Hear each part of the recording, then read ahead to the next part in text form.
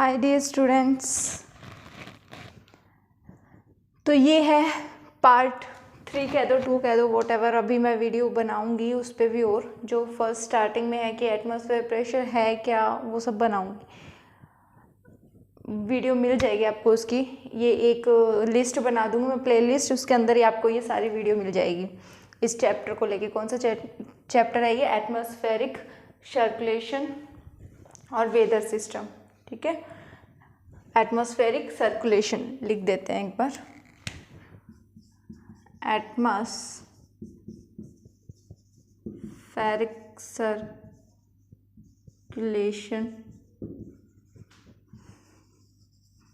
And weather system,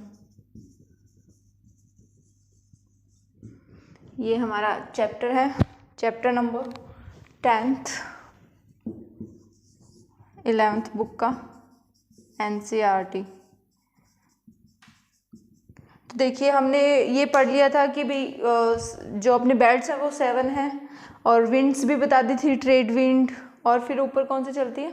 westerlies, फिर polar winds, या उसको भी पोलर ईस्टर्लीज विंड उसको बोल देते हैं क्योंकि वो इस साइड से आती है। तो अभी चलिए ये टॉपिक स्टार्ट करते हैं हम। क्या है? General circulation of the atmosphere. मैंने आपको बताया था कि एटमॉस्फेयर में जो अर्थ के सरफेस पे एटमॉस्फेयर किस तरीके से होता है। पहले ये चीज़ तो आपको नोटिस करनी होगी कि ये अर्थ मानिए, ठीक है, अब अपन ऐसे पढ़ेंगे हाफ में, तो ये इक्वेटर मानिए अपना, ठीक है, इसको ऐसे करके देखते हैं तो ये इक्वेटर होता है, हम इसको ऐसे देख रहे हैं, ठीक है, ये अपना इक्वेटर मानिए। तो आधा ही देख लेते हैं, ऐसे क्या है? लेयर्स हैं, जो ट्रोपोस्फेयर, स्ट्रेटोस्फेयर, मेसोस्फेयर, थर्मोस्फेयर और फिर एक्सोस्फेयर, ये जो लेयर्स हैं, ठीक है। तो जो टेम्परेचर वगैरह गेन होता है, इंक्रीज होता है, वो ऐसे होता है, ठीक है। जो प्रेशर लो होता है वो ऐसे होता है, ना कि ऐसे। इतनी बात समझ में आई होगी। अब देखिए आगे कहता है कि general circulation of the atmosphere किस किस से अफेक्ट होता है? इन चीज़ों से क्या होता है? इफेक्ट होता है, ठीक है, उस पर अफेक्ट होता है। Latitudinal variation of atmosphere heat. तो अपन ने देखा कि जैसे जैसे ऊपर जाते जाएंगे हीट क्या होगी?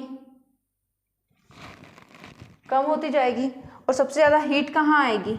यहाँ पे, और यहाँ पे सबसे कम हीट आएगी। तो यहाँ तो सबसे ज़्यादा आ रही है, मैक्सिमम आ रही है हीट। अगर ऐसे बात करें तो यहाँ तो मैक्सिमम आ रही है और यहाँ मिनिमम हीट आ रही है। तो ये देखिए, ये एक लैटिट्यूड हो गया, एक ये लैटिट्यूड हो गया, तो कंटिन्यू क्या हो रही है? डिक्रीज हो रही है। तो डिक्रीज, जब हीट टेम्परेचर डिक्रीज होगा तो प्रेशर क्या होगा? हाई होगा। फिर बात आती है एमरजेंस ऑफ प्रेशर बेल्ट। हमने क्या देखा कि अगर जब यहाँ टेम्परेचर ज़्यादा है तो यहाँ पे प्रेशर क्या हो गया? लो, फिर ऊपर हाई बन गया, फिर वापस लो बन गया, फिर यहाँ पे हाई बन गया। तो ये सब चीज़ें इफ़ेक्ट करती है इमरजेंस ऑफ प्रेशर बेल्ट, ठीक है।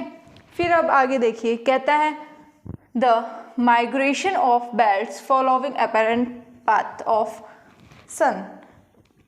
अब सन के मार्ग की बात हो रही है कि सन अगर इस साइड है, इतना सा नहीं है, बड़ा है सन, ठीक है, बहुत बड़ा है, अर्थ से तो बहुत बड़ा है। तो ये कैंसर है, ठीक है। तो जब सन यहाँ होगा तो इस साइड हीट ज़्यादा मिलेगी, ठीक है। तो ये कहते हैं कि सन का जो अपेरेंट पैथ है वो माइग्रेट होता रहता है, जिसके कारण टेम्परेचर में भी डिफरेंस। देखो, ज्योग्राफी के जो टॉपिक है वो इंटरकनेक्टेड है, तो उसको ये टॉपिक सीखने के लिए आपको टेम्परेचर वाला भी देखना पड़ेगा। तो जैसे टेम्परेचर वगैरह स्टार्टिंग से देखोगे तो आपको ये भी समझ में आएगा, एक दूसरे को कनेक्ट करते चलिए। ये नहीं कि यहाँ अगर हम प्रेशर की बात कर रहे हैं तो टेम्परेचर समझाना भी पॉसिबल हो पाएगा, नहीं, टेम्परेचर की वीडियो अलग से मिलेगी आपको। तो सन इधर होगा तो यहाँ क्या होगी? हीट ज़्यादा मिलेगी। तो ये भी इसको किसको? जनरल सर्कुलेशन को इफेक्ट करता है। फिर बात आती है the distribution of continents and oceans.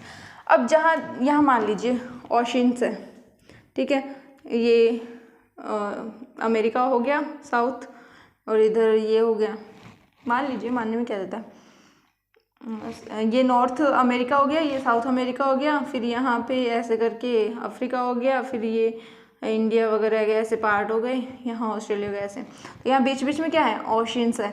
Oceans में क्या है, ब्रीज चलती है, ब्रीज। तो वो कोल्ड भी हो सकती है, वो हॉट भी हो सकती है।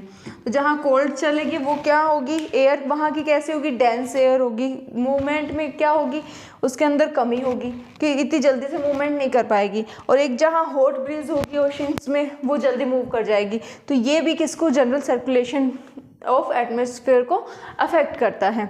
द डिस्ट्रीब्यूशन ऑफ, ये हो गया द रोटेशन ऑफ अर्थ। अब अर्थ क्या करेगी, ऐसे ऐसे घूमेगी, तो घूमने से जो कोरियोलिस जो फोर्स है, कौन सा, कोरियोलिस जो फोर्स है वो वर्क करेगा। ठीक है, कब, जब ये विंड ऐसे ऐसे किसके कारण होगी, रोटेशन के कारण। तो रोटेशन के कारण कौन सा फोर्स अगर हम कहें एग्जर्ट होता है तो वो कौन सा है, कोरियोलिस फोर्स। तो आई होप ये समझ में आया होगा कि जनरल सर्कुलेशन को कौन कौन सी चीज़ें इफेक्ट करता है। एक तो लैटिट्यूडनल जो वेरिएशन ऑफ एटमॉस्फेयर हीटिंग है, जैसे टेम्परेचर जहाँ लो होगा वहाँ हाई प्रेशर मिलेगा, जहाँ टेम्परेचर हाई होगा वहाँ लो प्रेशर मिलेगा। फिर एमरजेंस ऑफ प्रेशर, प्रेशर का बता दिया कि यहाँ ये बेल्ट बनेंगे, प्रेशर बेल्ट, और वो क्यों बनेंगे वो देखते हैं। फिर आता है कि माइग्रेशन की, जब सन नॉर्थ की साइड होगा, जब सन कहाँ होगा, नॉर्थ की साइड होगा, तो ये जो प्रेशर बेल्ट्स हैं, जो बेल्ट्स हैं वो थोड़े थोड़े इधर खिसकते चलेंगे नॉर्थ में। ठीक है, थोड़े थोड़े ऐसा मूवमेंट होता चलेगा उनका, इस टाइप में ऐसे नॉर्थ में खिसकते चलेंगे। लेकिन जब सन साउथ में होगा तो ये साउथ के अंदर वापस आते चलेंगे। फिक्स कुछ नहीं है, ज्योग्राफी में सब कुछ चेंज होता रहता है। तो एवरेज करके हमें पढ़ाया जाता है कि उसकी प्रोसेस कैसे होती है। ठीक है, तो आप कहीं कंफ्यूज हो जाओ कि ऐसे ऐसे खिसकते हैं तो अपन को तो बुक में इक्वल दिखते हैं, नहीं, ये मूवमेंट कैसे भी हो सकता है, ये चेंज होते रहते हैं। The distribution of continents and oceans, अब जैसे कॉन्टिनेंट्स हो गए यहाँ ये, और यहाँ ओशियंस हो गए, तो यहाँ पे ब्रिज चलेगी, कौन सी, एक सी ब्रिज होती है और एक लैंड ब्रिज होती है। सी ब्रिज जो सी से चलती है, ओशियन से चलती है, वो सी ब्रिज हो जाती है, और जो लैंड से चलती है वो लैंड ब्रिज हो जाती है। तो ये चीज़ भी किसको, एयर को, विंड को क्या करेगी, अफेक्ट करेगी, जिससे क्या, जनरल सर्कुलेशन बनेगा एटमॉस्फेयर का। फिर the rotation of the earth, तो घूमने से जो फोर्स होगी, जैसे हवा क्या होगी, तेज होगी वहाँ पे। ठीक है, ये कंटिन्यू करती रहती है अर्थ, तो उससे क्या होगा, विंड सर्कुलेशन बनेगा। आई होप ये समझ में आएगा। अब देखिए एक चीज़ क्या बता रखी है यहाँ पे, ये कहता है the pattern of planetary winds, मतलब सरफेस विंड अपन कह सकते हैं इसको, सरफेस पे जो विंड होती है, is called the general circulation of the atmosphere. मतलब जो सरफेस पे जो विंड होती है वो प्लैनेटरी विंड होती हैं, प्लैनेटरी विंड्स होती हैं। ठीक है, और इसे यही क्या होती है, is called the general circulation of the atmosphere. यहाँ तक समझ में आया। चलिए अब हम पढ़ते हैं सेल्स।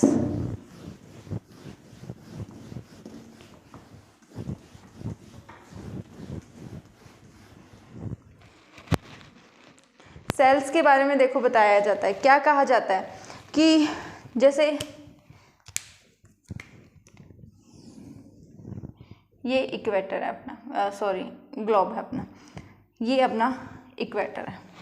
ठीक है, अगर इसको हम यूं घुमा दें तो अगर हम पढ़ें तो अपन को ज़्यादा समझ में आएगा, लेकिन पहले ऐसे देखते हैं, कंफ्यूज नहीं होंगे। तो एक तो ये प्रेशर बेल्ट बनता है अपना, ठीक है, यहाँ से विंड निकलेगी तो क्या होगा, ऐसे पोलर साइड मूव होगी, तो ये इनके बीच में जो हुआ है वो क्या हुआ है, डाइवर्जन हुआ है, डाइवर्जन। ये मैंने आपको पीछे एक वीडियो बनाई है, उसमें डाइवर्जेंस और कन्वर्जेंस बताएं। तो यहाँ पे क्या हुआ, ये विंड ऐसे मूव की, पोलर साइड मूव करेगी ये। ठीक है, यहाँ प्रेशर कौन सा है, लो प्रेशर है। कैसा है, लो प्रेशर। तो ये जब ऐसे मूव करती है तो जहाँ तक 30 पे आगे क्या करेगी, ये उतर जाएगी, क्योंकि ज़्यादा विंड मूव नहीं करती, ये यहाँ पे ऐसे ऐसे मूव करती रहेगी। ठीक है, इस सर्किल में। तो इस सर्किल को, इस सेल को नाम क्या दे दिया? हैडली, हैडली सेल, क्योंकि इसके बारे में हैडली ने बताया था। तो यहाँ पे, यहाँ से एयर उठी और यहाँ का रीजन क्या है? Thermal pressure, pressure. क्यों? क्योंकि टेम्परेचर क्या है? हाई। जहाँ टेम्परेचर हाई होता है वहाँ प्रेशर लो होता है, जिसके कारण क्या होगी? यहाँ पे एयर क्या होगी?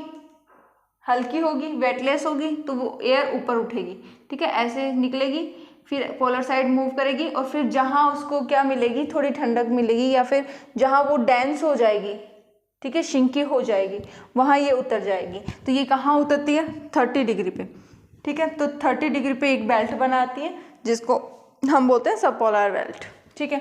फिर यहाँ से विंड क्या होगी? यहाँ चली तो ऐसे ऐसे चलती है, ठीक है, चलती चलती फिर वापस बात आती है, तो ये यहाँ से चलेगी, फिर यहाँ से वापस मूव होने लग जाएगी ऐसे, ठीक है। तो यहाँ से वापस ऐसे मूव होने लग जाएगी। इस सेल के अंदर भी चलेगी, तो इस सेल को नाम दिया फेरल, क्योंकि इसके बारे में फेरल ने बताया था, फेरल सेल। कब? 60 डिग्री पे ये विंड उतरेगी। जब ये 60 डिग्री पे उतरती है, यहाँ से चलती है, 60 डिग्री पे उतरेगी। क्यों? क्योंकि यहाँ पे प्रेशर कौन सा है? यहाँ पे कौन सा बना था? हाई प्रेशर, और यहाँ पे कौन सा बन गया? लो प्रेशर, ठीक है। ये क्या है? Polar, polar. यहाँ से चली, अब देखिए ये विंड एक यहाँ आ रही है। क्यों आ रही है? क्योंकि हाई प्रेशर से लो प्रेशर की तरफ विंड चलती है। जब ये यहाँ से हाई प्रेशर से यहाँ लो प्रेशर बन रहा है, क्यों? क्योंकि ये जो एयर उठ रही है वो क्या कर रही है? वहाँ पे टेम्परेचर, गर्म हवा जा रही है यहाँ से, वापस देखिए ये जा रही है, ठीक है। तो यहाँ पे गर्म हवा जाने के कारण क्या बन रहा है? लो प्रेशर बन रहा है। क्यों? टेम्परेचर क्या हो रहा है? हाई हो रहा है। जब टेम्परेचर हाई हो रहा है तो यहाँ पे लो प्रेशर बन रहा है। क्यों? क्योंकि ये जो ठंडी हवा, यहाँ जो मॉइस्चर इसने लिया था वो उसने कहाँ रख दिया? इस सेल में रख दिया। इस सेल में रखने के कारण क्या हो गया? यहाँ पे हाई टेम्परेचर हो गया, क्योंकि जो हवा है वो यहाँ पे क्या है? कोल्ड हो जाती है ऊपर उठती है। तो जब ऊपर उठेगी हवा तो ऊपर कोल्ड हो जाएगी, जिसके कारण यहाँ प्रेशर कौन सा बन जाएगा फिर? और एक यहाँ का रीज़न क्या है? यहाँ जैसे पोलर है तो यहाँ पे कौन सी एयर है? एसिडलीज एयर चलेगी ऐसे। जब ये ऐसे चलेगी तो ये एक बेल्ट बनाएगी। देखिए यहाँ से हाई से लो चल रही है, यहाँ से भी लो चल रही है, तो इसके कारण यहाँ पे क्या होता है? एक फ्रंट बनते हैं। क्या बनते हैं? फ्रंट बनते हैं यहाँ पे। क्योंकि यहाँ पे देखिए, यहाँ कोल्ड एयर और हॉट एयर दोनों मिल रही हैं, तो ये कैसा बना देगी? वहाँ पे टेम्परेचर थोड़ा हॉट जाएगी तो यहाँ थोड़ा टेम्परेचर हाई कर देगी, जिससे यहाँ पे लो प्रेशर बन जाएगा। लेकिन जब यहाँ से ये नीचे आएंगी कोल्ड एयर, तब क्या होगा? यहाँ पे फ्रंट निर्माण होगा, फ्रंट बेल्ट हो जाएगा यहाँ पे। तो इस सेल को कह दिया फेरल सेल। फिर ये कौन सी सेल होगी? पोलर सेल, 90 डिग्री पे। ये सेल समझ में आए सबको? यहाँ पे विंड कैसे चलेगी? ऐसे इन सेल्स के अंदर ऐसे चलती रहती विंड, ऐसे चलती रहती विंड, ठीक है। अगर हम इनकी ऐसे बात करें, सेम यही चीज़ होती है साउथ में। अगर हम अब इसकी ऐसे बात करें, ठीक है, तो यहाँ पे विंड क्या है? ऐसे चलेगी सर्किल में, ये सर्किल बना रहता है इनका विंड का। फिर 30 डिग्री में भी सेम ऐसे बनेगी। कैसे चलती है? देखिए ऐसे ऊपर की साइड चलती है ना, ऐसे चलती रहेगी विंड। ये सर्किल इनका बनता रहेगा, तो इसको सेल्स नाम दे देते हैं। अब देखिए ये जो है, ये यहाँ से भी ऐसे आती है, तो ये एक जोन बन जाता है, क्योंकि दोनों साइड कैसी है? गर्म हवाएं आ रही है, तो ये जोन बन जाता है, जिसको हम कह देते हैं ITCZ, inter tropical convergence zone. अब देखो कन्वर्जेंस कैसे हुआ? कन्वर्ज कैसे होता है? जब दो एयर ऐसे मिलती है, ये यहाँ से चलेगी, फिर यहाँ पे ऐसे ऐसे राउंड हो जाएगी, ये सेल में राउंड हो जाएगी, फिर नीचे राउंड हो जाएगी इस सेल में। तो ये देखिए ये जब कन्वर्ज हो रही है तो इसको क्या बोलते हैं, इंटरट्रॉपिकल कन्वर्जेंस जोन। फिर उसके बाद में हैडले सेल और फिर ये सेल। सेल कौन बनाता है, जो विंड चलती है, क्या जब विंड चलती है कैसे चलेगी वो, such circulation from the surface upward and vice versa. क्या सच सरफेस से चलेगी और कैसे चलेगी, वाइस वर्सा, अपोजिट चलेगी। अब देखिए यहाँ से अपोजिट चल रही है, फिर यहाँ ऐसे अपोजिट जा रही है, तो ये चीज़ एक सेल बनाती है, जो सेल के अलग अलग नेम्स हैं, हेडले सेल, फेरल सेल और पोलार सेल। अब इसको डोलड्रम बोलते हैं, डोलड्रम।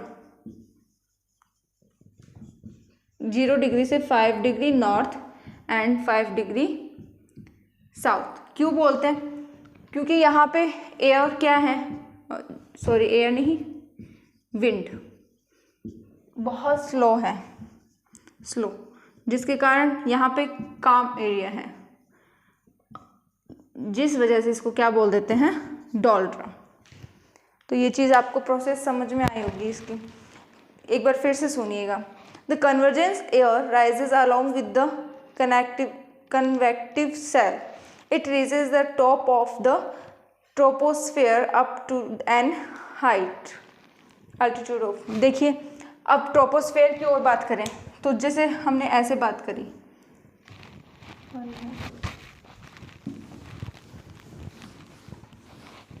जैसे ऐसे बात करते हैं सेल की, तो देखिए इक्वेटर पे जो ट्रोपोस्फेयर होगी, फर्स्ट लेयर जो होगी उसकी हाइट 40 किलोमीटर तक होगी, और जो इक्वेटर की बात करें, पोलर की बात करें, तो यहाँ पे ट्रोपोस्फेयर की हाइट कितनी हो जाएगी, 8 किलोमीटर तक हो जाएगी, क्योंकि यहाँ कम होगी।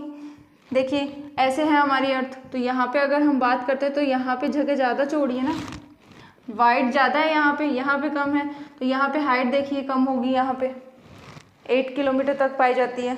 ठीक है, फिर कहता है मूव्स टुवर्ड्स द पोल्स, और कहाँ मूव कर जाती है, ये ट्रोपोस्फेयर लेयर कहाँ मूव कर रही है, पोलर साइड मूव कर रही है। फिर कहता है this causes accumulation of air at 30 degree north. अब क्या कहता है, यहाँ से पोलर साइड मूव करेगी, ट्रोपोस्फेयर में जो लेयर है वहाँ से एयर यहाँ पोलर साइड में मूव करेगी, तो वो कहाँ एक्यूमुलेट हो जाएगी, कहाँ इकट्ठी हो जाएगी, यहाँ 30 डिग्री पे इकट्ठी हो जाएगी। फिर कहता है another reason of sinking is the cooling of air when it reaches 30 degree north. और जब ये यहाँ पहुँच जाती है, सेम यही प्रोसेस यहाँ होती है। आप अगर ये समझ गए तो आपको ये समझने में कोई दिक्कत नहीं आएगी। यहाँ से जब यहाँ 30 पे पहुँचती है तो एयर कैसी हो जाती है, कूल हो जाती है, जिसके कारण वहाँ सिंकिंग हो जाती है, वो वहाँ इकट्ठी हो जाती है।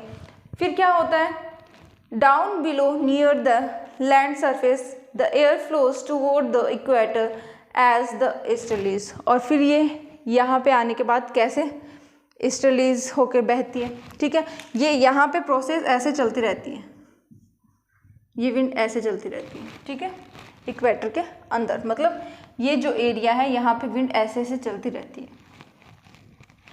फिर बात करते हैं, फिर ये कहता है the easterlies from either side of the equator converge in the intertropical convergence zone।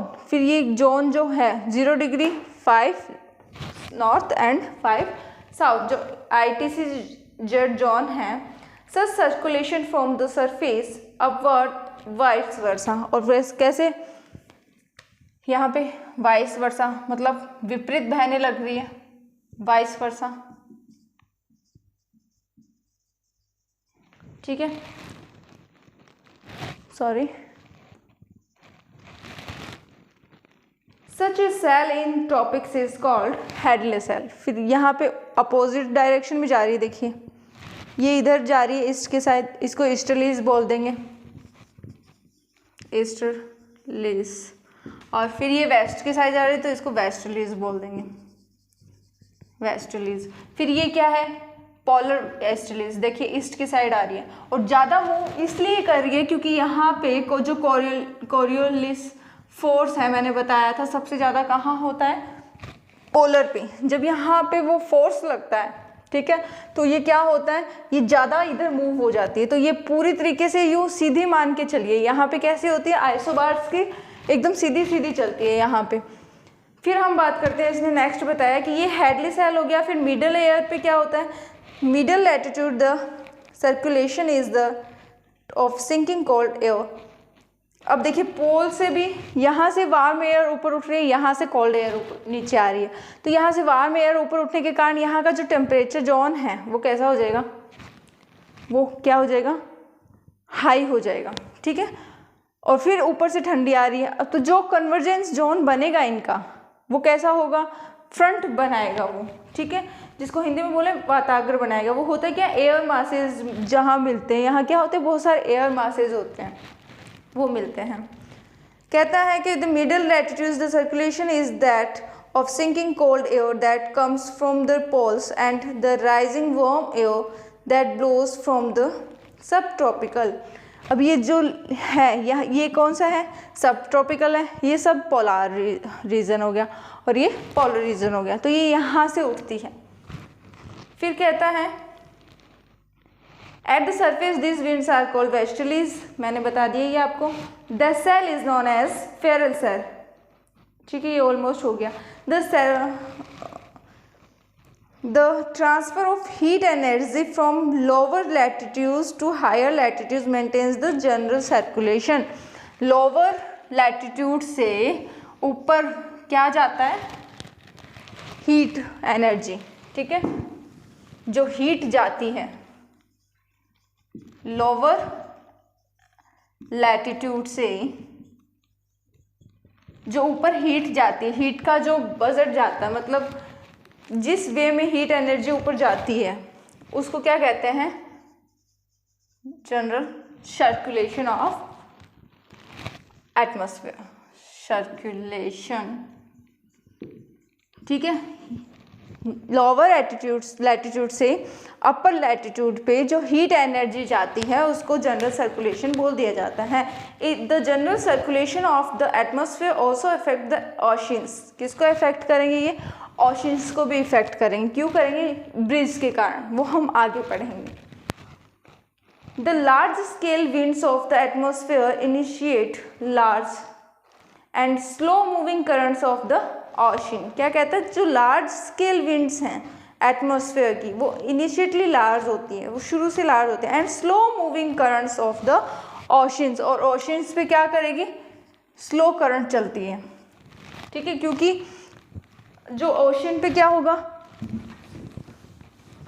ये ओशन है मान लो, तो यहाँ पे जो हवा चलेगी, ठीक है, जो विंड चलेगी, तो यहाँ पे फ्रिक्शन होगा, फ्रिक्शन होगा। जो फ्रिक्शन होगा तो ये इनके अंदर मूवमेंट कैसा होगा, स्लो होगा।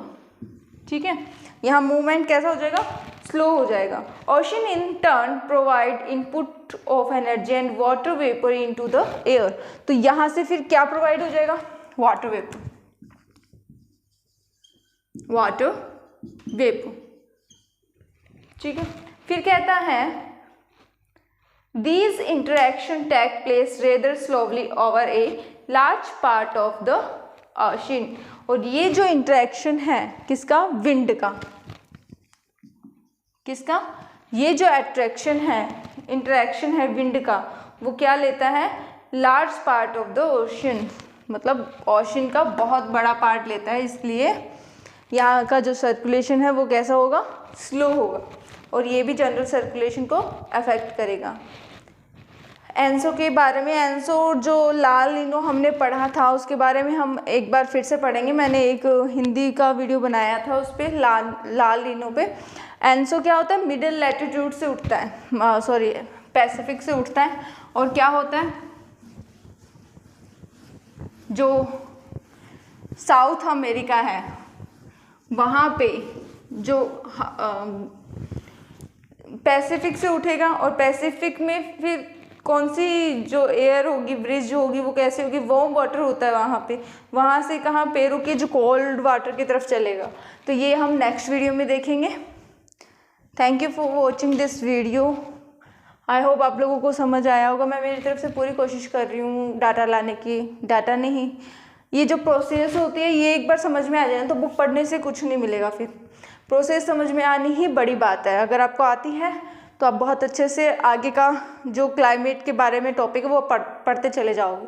अदरवाइज जो अगर आपको टेम्परेचर के बारे में नहीं पता चला तो आपको उसके बारे में पहले लेयर्स के बारे में नहीं पता चला तो आपसे आगे का टेम्परेचर वाला नहीं हो पाएगा। ऐसे ये एक दूसरे से क्या कर रहे हैं, रिलेट कर रहे हैं। तो जो क्लाइमेट का टॉपिक है उसे स्टार्टिंग से पढ़े तभी ये आपको समझ में आता रहेगा। Thank you.